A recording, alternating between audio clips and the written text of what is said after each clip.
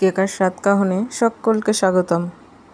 আশা করি তোমরা সবাই খুব ভালো আছো, আমরাও ভালো আছি। আজ বানাচ্ছি সজনে পাতার কাটলেট। মা সজনে পাতা দিয়েছিল, সেটা দিয়েই আজ বানাবো কাটলেট। তাহলে আসো, সঙ্গে থাকো, কি করে করছি দেখে নি।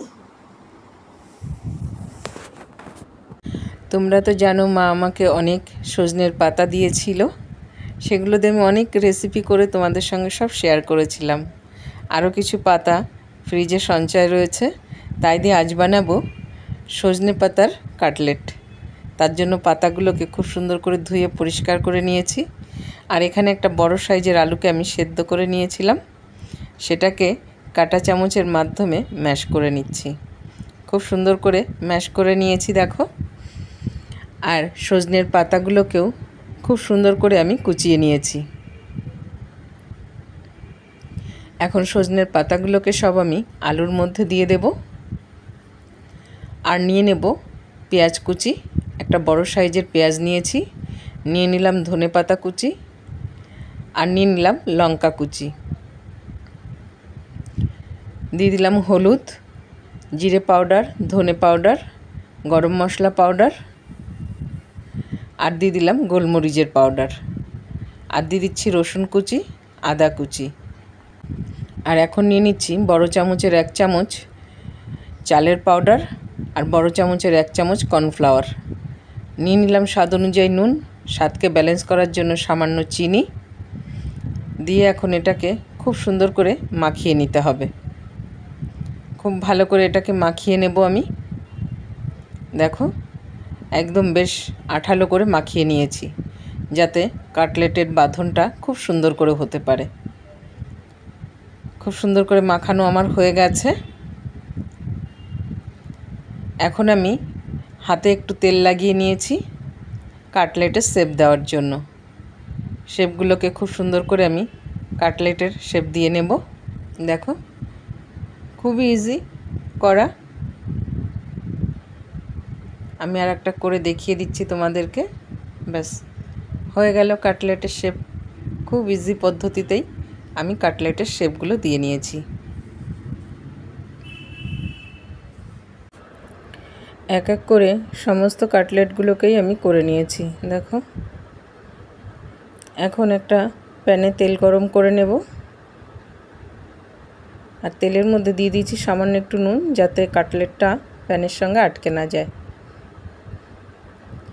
দেখো এখন এক এক করে কাটলেটগুলোকে দিয়ে দিচ্ছি। এক এক করে সব কাটলেটগুলোই আমি দিয়ে দিয়েছি।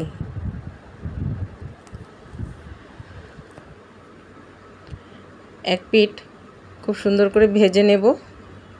এখন এগুলোকে উল্টে দেব। উল্টানোর ভিডিওটা না মিস হয়ে গেছে, তো এক পিঠ আমি উল্টিয়ে দিয়েছি পুরোই। ওটা কোনো কারণবশত ক্যামেরাটা অফ হয়ে গেছিলো। যাই হোক, খুব সুন্দর করে আমি উল্টে নিয়েছি। এক পিঠ ভাজা হয়ে গেছে। এখন সেকেন্ড পিঠটাকেও উল্টে দেবো আর একবার। এইভাবেই উল্টে পাল্টে খুব সুন্দর করে ভেজে নিতে হবে। আর এই কাটলেটটা না খেতে ভীষণ টেস্টি হয় আর এবং ভীষণ হেলদি।